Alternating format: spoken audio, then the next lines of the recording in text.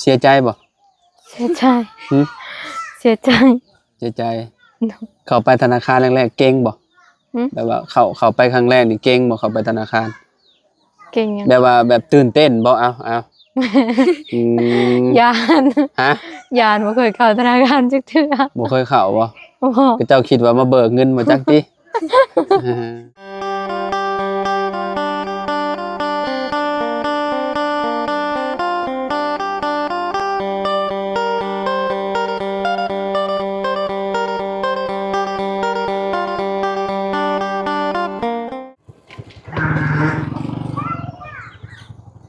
เอาพี่น้องเอ้ยเนาะ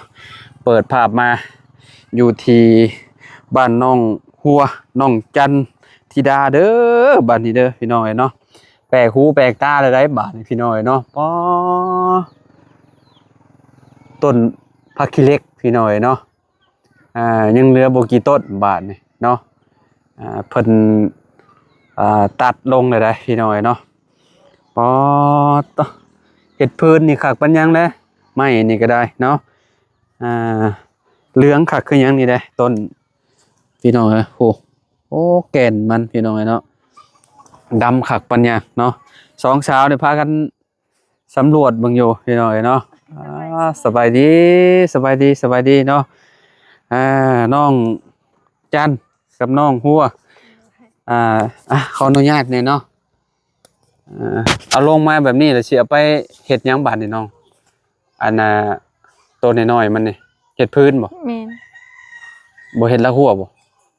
เฮ็ดแล้วหัวสิเฮ็ดแล้วหัวจ้ะโอ้เฮ็ดละหัวก็คักได้นี่พี่น้องเนาะแก่นดีเนาะแม่นว่าบ่หัวคักอะลีแก่นมันแบบงามอะลีให้กว่าแก่นไม้ประดู่พี่น้องเนาะงามอะลีเด้เพราะว่าแก่นมันจ้างเพิ่นเท่าใดนี่หัว300,000บ่ตัวนี่แก่นมันงามๆแบบนี้เลยเนาะคันว่ามันซื่อนี่ปาดเนาะปาดแล้วเอาแต่แก่นมันข้างในเนาะเอาเฮ็ดอันน่ะพี่น้องเฮ็ดโต๊ะเฮ็ดตั้งเนาะคักได้เนาะนี่อันนี้ก็งามพี่น้องเนาะคันว่ามีรถใหญ่นี่จะคอจังอันหนึ่งลำนองหัวนี่จะเอาไปเฮ็ดอันน่ะไม้กระดาม ไม้กระดามช่วยเข้าไม่เอาไม้กระดามช่วยเข้าเด้แบบ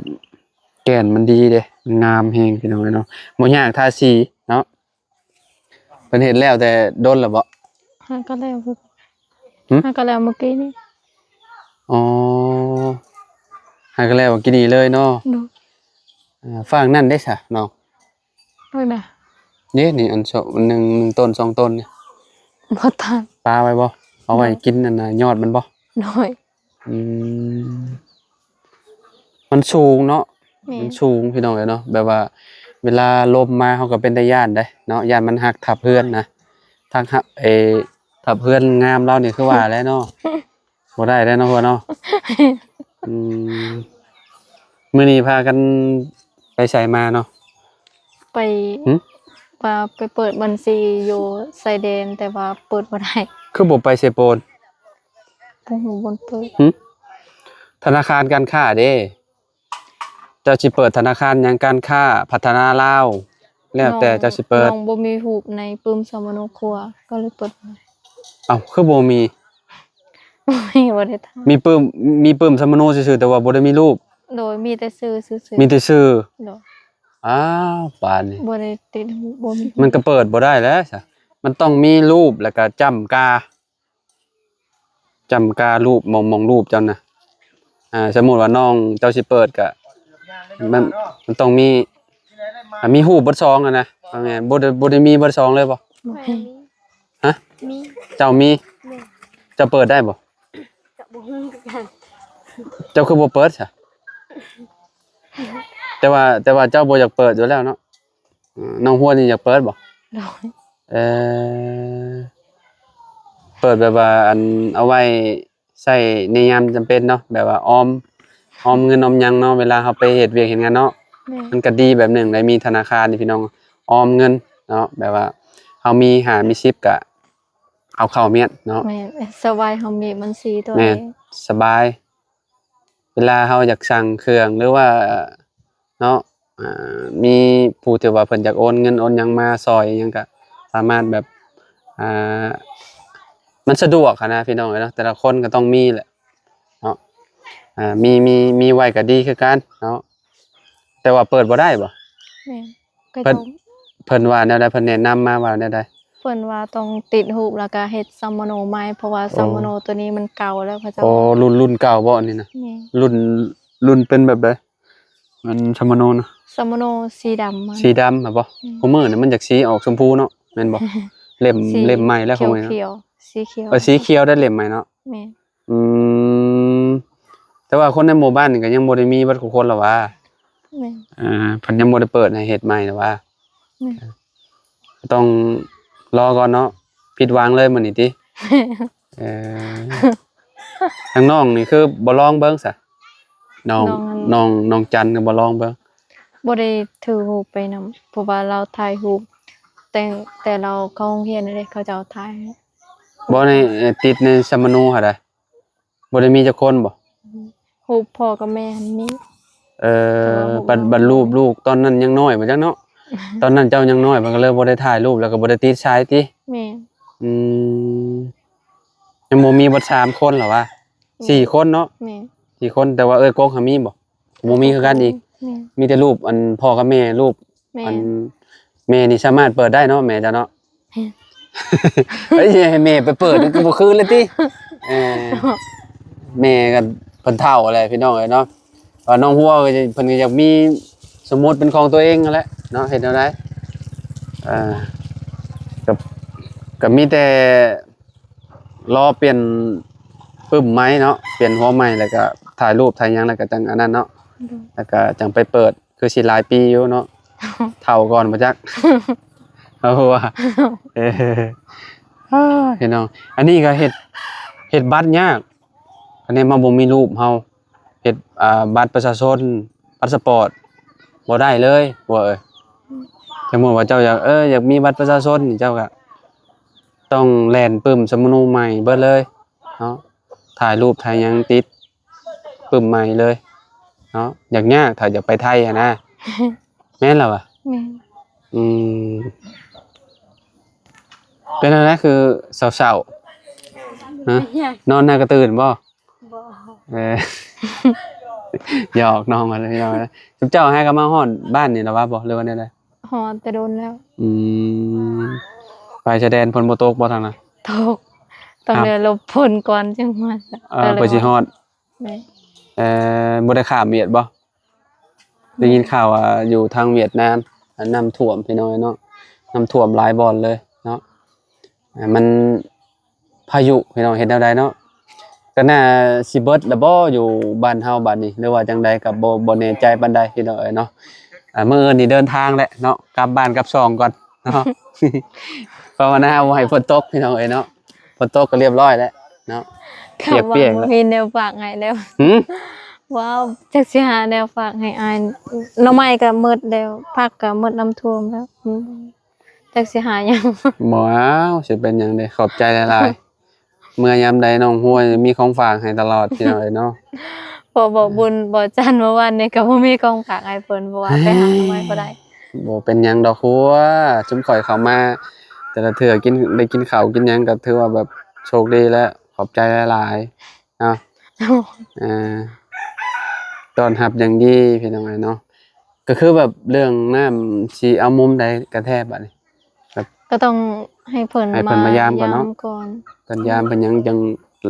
เจาะติ แม่น ถ้าเป็นไปได้เจ้าอยากได้มุมใดอ่ะสมมุติว่าแบบมันเพิ่นเจาะเลยหั่นนะ มอง มองเก่าเจ้านะ แม่น เด้นี่มันก็ตรงกับมุมนี้อ้ายว่ามุมนี้เฮือนหลังนี้นี่ใช่แบบว่าบ่ได้อันนั้นบ่ได้ขาดบ่น้ำเพิ่นแต่มันก็ต้องตรงกันสมมุติว่าเจ้าสิเจาะก็ได้อยู่ก็ต้องมุมแจนั้นเนาะพี่น้องเอ้ยเพิ่นก็ใช้อันปั๊มจรวดคือกันละว่าเนี่ยเนาะ แม่น แบบว่าจุ่มลงคือกันพี่น้องเอ้ยในหมู่บ้านนี่คือแบบแทบสิถูกหลังคาเฮือนบ่จักอันสมมุติว่าเพิ่นเจาะเพิ่นหยังหั่นน่ะเนาะ เลาะลงไปพุ่นกับน่าสิเจาะคือกันหั่นแหละเนาะแต่ว่าอยู่นี่ข้อยเห็นอยู่นี่นี่เฮือนน้องพรแล้วก็เฮือนทางนี้เนาะเฮือนทางนี้เพิ่นก็เจาะเนาะแล้วก็เลาะไปหั่นเฮือนหลังนั้นเจาะบ่ซะไอ้เฮือนน้องอันนั้นน่ะ นั่น นี่นะนี่น้องหยังพี่น้องเจ้านี่ น้องเตง น้องเตงนี่จอคือกันบ่ บ่ เพิ่นเอาน้ำกินได้ใช่จ้ะ น้ำเสกน้ำเสก กินน้ำเซน้ำกินนี่ได้ แม่ โอ้ ยามฝนตกก็ตกเอาน้ำฝน อืมช่วงนี้ไข้เนี่ยเจ้าเนาะบ่ได้กินน้ำเซปานใดเนาะ แม่ ถ้ากินน้ำเซก็คุ้นๆแล้วเวลาไปมาแช่ ให้กระติก เนี่ยเนาะ น้ำขึ้น ขึ้นแห้งบ่น้ำนั่นนี่ แม่ อืมอาบน้ำไม่ใช่คงมั้ง น้ำเสก จุ๊บเจ้าอะไรสองพี่น้องอะไรไปอาบจังโมง 6 โมงประมาณ 4 โมง5 โมง6 โม นี่ ง ก็4 โมงแล้วนะ 4 โมงเลย 6 โมง 6 โมงเนาะอันน่ะนุ่งสินแล้วกระโดดต้วมแล้วเนาะฮะ โดนได้น้ำมันท่วมน้ำมันขึ้นแฮง ตักเอา บ่ก็ลงไป เอาลงไปแล้วก็ลงไปหมองแคมมันนั่นเนาะถ้าเป็นได้เนี่ยโอ้กระโดดน้ำอาบขางไปยังได้ขอเนาะแต่มันก็สิขากได้ใช่เนาะเนาะดินน้ำเช่เด้กระโดดน้ำตัวโอ้ขากไปยังตอนยังน้อยนี่ม่วนเลยมันคล้ายๆคือน้ำห้วยแหละพี่น้องแต่ว่ามันใหญ่กว่าห้วยเนาะมันก็สิเลิกแล้วเพียงคอพี่แหละเนาะยามค่ำแบบนี้คนไปอาบหลายบ่น้องหัว หลาย โอ้มันจากเด็กน้อยผู้เฒ่าแล้วติโอ้พี่น้องคนทางเข้าบ้านนี่ก็บ่อยากให้เว้าเนาะบ่ได้พากันล้มบ่มื้อนี้น้อง บ่ ฮะออกไปอย่างปลอดภัยบ่ โดย คืออยู่ซะเนาะอันนี้บ่ได้เอาไปปลูกใหม่บ่น้องฮะ เอาแล้ว อันนี้แหละต้นหมากมังกรนี่แหละ จักสิปลูกบ่อนใด ฮะ จักสิปลูกบ่อนใด โอ้หมากมันเบิดแล้วบ่นี่น่ะมันเบิดข้างแล้วบ่ โดย ใจมันสีหยังหัว หึ ใจมันสีหยังวะใจหมากมังกรนี่สีหยังวะ สีม่วง โอ้สีม่วงบ่อยากปลูกอยู่สักคะแนนสีม่วงนี่อยาก ก็ ได้ ตัดเอาเมือง ฮะ ตัดเอาเมือง สีม่วงนี่คักอยู่แล้วสีม่วงที่เนาะเนาะปลูกจักปีนี่ฮะ ส่งปีก็ได้กิน บ่ อะไรมันขึ้นคือมันขึ้นฮอด อันนี้ปลูกใหม่บ่นี่น่ะ แม่น เพราะมันลามขึ้นไปโพดพูนแล้วเนาะ แม่น อยู่เพื่อนน้องพูนหน้าคือแบบอันนั้นแท้สาแบบว่ามันเป็นแบบกิ่งบักละลายน่ะแต่ว่านี่นี่ขึ้นแบบเรียวๆเลยนี่เนาะขึ้นแบบอ๋อยังลายอยู่แสนนี่เนาะนี่ลายอยู่คือกัน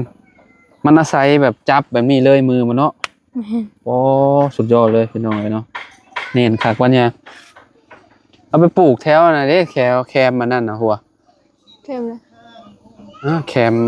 มน่ะเด้แคมหัวแคมยังแต่ต้นนั่นเด้ชุมเจ้าบ่ตัดบ่ซะ ต้นไม้ ต้นนั้นบ่ย่านบ่เวลาลมบ่ฮอนลงบ่ฮะมันใกล้ห้องน้ำเด้เวลาลมเวลาหยังฟ้าฝนตกมาน่ะสูงแน่อ้ายว่าตอนนั้น แม่น เนาะ แม่น สีหลังคาเฮือนน้องวัวพี่น้องเอ้ยเนาะนี่สิให้เบิ่งนี่เป็นแบบนี้เลยสนิมเกาะขนาดเลยเนาะเสียดายเด้เนาะสีงามพี่น้องแต่สีหลังคา อันเนาะมันอยากแดงๆเนาะหัวเนาะ แม่น คะแนนใส่แผ่นลูซิ่งโอ้สุดยอดแล้วนี่หนึ่งเดียวในหมู่บ้านแล้วนี่ เอาแบบว่ามีแผ่นลูซิ่งเด้แม่นแล้ววะ แม่น จะนี่ก็เจ้ากายไปกายมาก็เจ้าก็ยังย่องว่าคักว่าจักงามเลยเนาะ ก็เจ้ามีบ่คนว่างามเนาะมื้อนี้ มี ฮะ มี ไผเนาะ คนแถวบ้านเนี่ย ก็เจ้า เขา กาย ยังก็จะออกไปรวมเขานมัสการนั้น แล้วก็เจ้าแวะบ่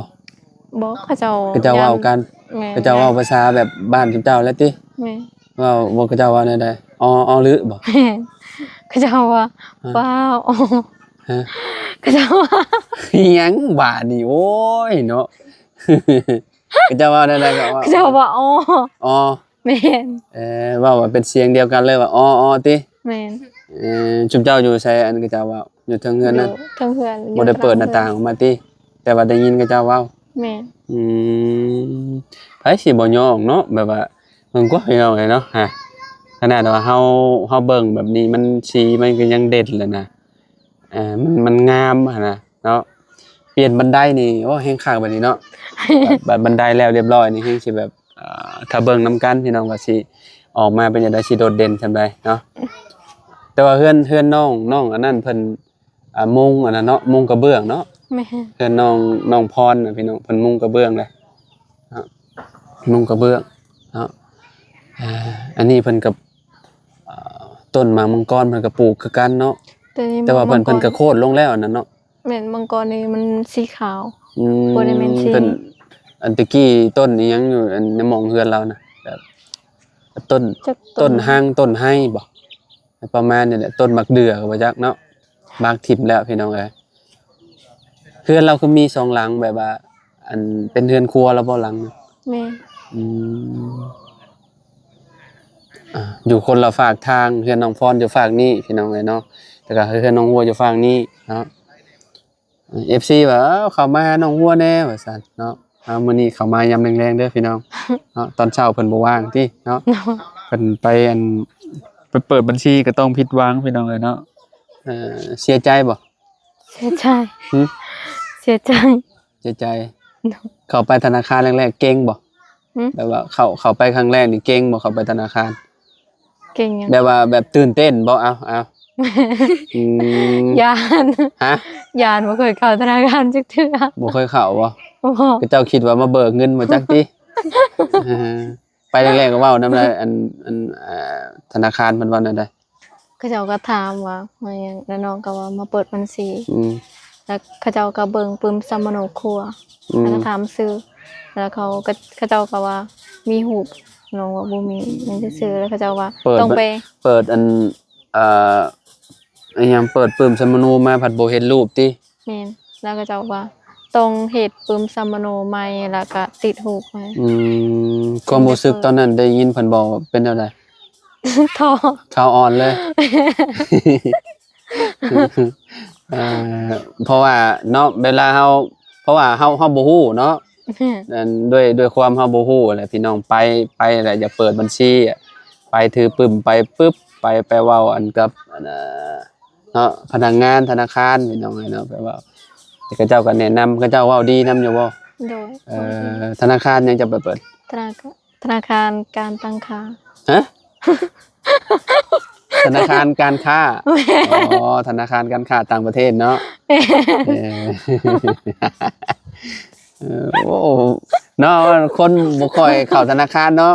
ขนาดค่อยเด้อ เคยเข้าจักเทื่อครั้งแรก เด้ออ้ายก็ไปเปิดการเปิดบัญชีธนาคารการค้านะอันแต่ว่าอ้ายฮู้จักกับเพิ่นอันนั้นฮู้จักกันแบบว่าในนามแบบเฮ็ด YouTube ให้แล้วอันนั้นมันก็ง่ายแน่หันนะแต่ว่าเฮาฮู้จักแล้วก็แบบเฮาก็สิบ่เก่งปานใดเนาะพี่น้องอันนี้เฮาแบบว่าบ่ฮู้จักไผเลยเนาะเฮาไปแบบแบบด้วยความเฮาบ่ฮู้เนาะพี่น้องไปก็อยากเก่งๆคือน้องหัวแหละคือว่าแหละเนาะไปแต่ว่าเพิ่นก็บริการดีอยู่เนาะ โดย กับธนาคารอันนั้นก็ไปเปิดก็ได้อันนี้ว่าแบบในอนาคตเผื่อเจ้าอยากถ้าบ่อยากเปิดธนาคารการค้าไปเปิดธนาคารพัฒนาก็ได้ธนาคารพัฒนาก็โอเคคือกันขอยยังคิดไปเปิดอยู่ก็จะเปิดคือกัน ตอนนี้อันมีอยู่การค้าอย่างเดียวอยากเปิดบัญชีมันเอาทุกธนาคารรอด แต่ว่าบ่ได้มีเงินเอาไปเปิดไว้ซื่อๆ พี่น้องเอ้ยเนาะเปิดไว้แบบว่าเวลาเฮาสั่งของออนไลน์เฮาก็ต้องได้โอนเงินโอนหยังเนาะแม่นบ่ควรเนาะบางทีก็คุมื้อนี่ก็บ่บางคนเพิ่นก็บ่โอนก่อนอยู่แล้วเนาะแต่ว่ายันถูกหลอกถึงหยังหั่นน่ะ มีแต่จ่ายปลายทาง มีแต่จ่ายปลายทางก่อนนะพี่น้องคันว่าแบบของที่เฮาสั่งมันตรงปกก็จังจ่ายเงินเพิ่นคันว่าบ่ตรงเฮาตีคืนแล้วเนาะบ่เอาเด้พี่น้องเอ้ยเนาะมันมีหลายเด้แบบว่าเวลาเฮาถ่ายลงเอ้าสมมุติว่าอันน้อยๆซำนี้ไปถ่ายแบบเอาใกล้ๆนี่มันก็เป็นตัวใหญ่เนาะแม่นเหรอวะ แม่น ค่อยเคยเจอคือกันค่อยสั่งอยู่ในลาวเฮานี่แบบนี้น้อยหนึงพี่น้องบัดเขาเจ้าถ่ายในโทรศัพท์ก็คือปกใหญ่ๆนี่บัดเอามาเบิ่งมันบ่ได้ตรงปกมันก็มีหลายเนาะแต่ว่าหลายรูปแบบเนาะพี่น้องเอ้ยเนาะก็ประมาณนี้แหละเนาะมื้ออื่นกลับบ้านกลับช่องก่อนพี่น้องเนาะก่อนสิกลับก็แวะมาหาทางน้องหัวเนาะอาจสิมาอยู่ยามเช้าบางทีก็คันว่าสิได้มาก็ ถ้าเบิ่งนำกันพี่น้องคันว่าบ่ได้มาก็บ่เห็นในคลิปเด้อพี่น้องเด้อเนาะเพราะว่าเอาเข้ามายามแรงแหละมื้ออื่นเช้าอาจสิตื่นสายเนี่ยนิดนึงเนาะ8-9 โมงหรือว่า10 โมงนี่ก็เดินทางแล้วพี่น้องเอ้ยเดินทางรถจักรเด้เมื่อยามค่ำมันก็บ่อยากคักปานใดเนาะย่านได้บางทีตีนรถหอกรถหัวงานเข้าอีกเนาะผู้เดียวซับเนาะก็บ่ฮู้ว่าทางบ่าวไร่กับลุงเพิ่นสิเมื่อใดพี่น้องเนาะตอนนี้ทีมงานน่ะเมื่อยังเหลืออยู่2-3 คนชมเฮานี่แหละตอนนี้น่ะ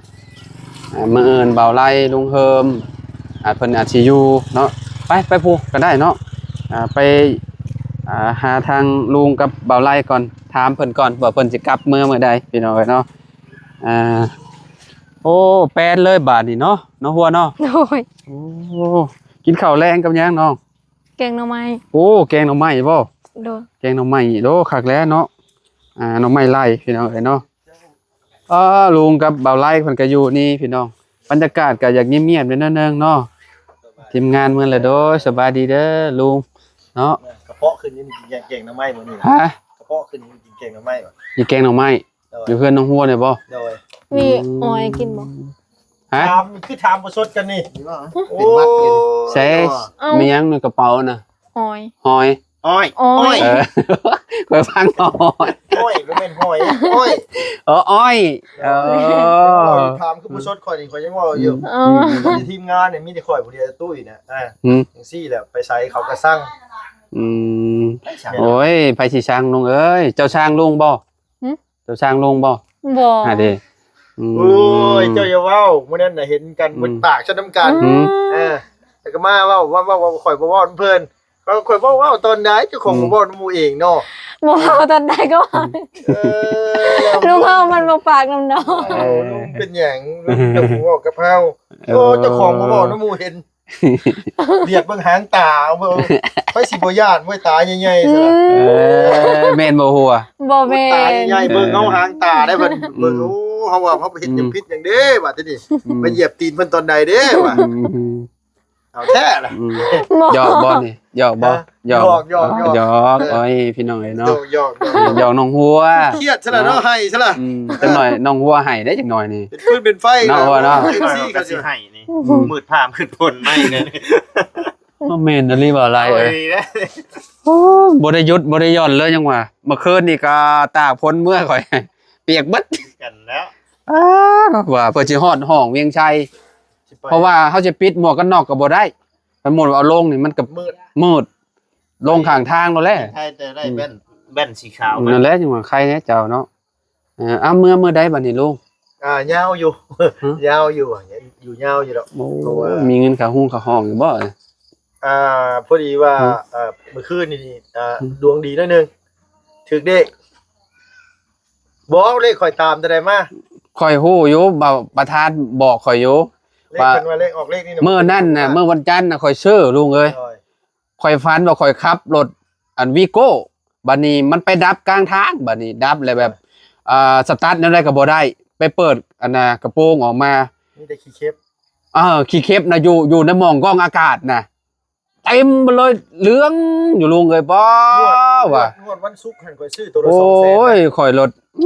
เสียดายจะเจาะ บัดนี้ข่อยติดหนี้เอื้อยแล้วนะ600,000น่ะบัดนี้เมื่อวานนี่ข่อยไปซื้อ400,000ถึกตัว100,000ไม่ต้องไป100,000ก็ประมาณถึก100กว่าบาท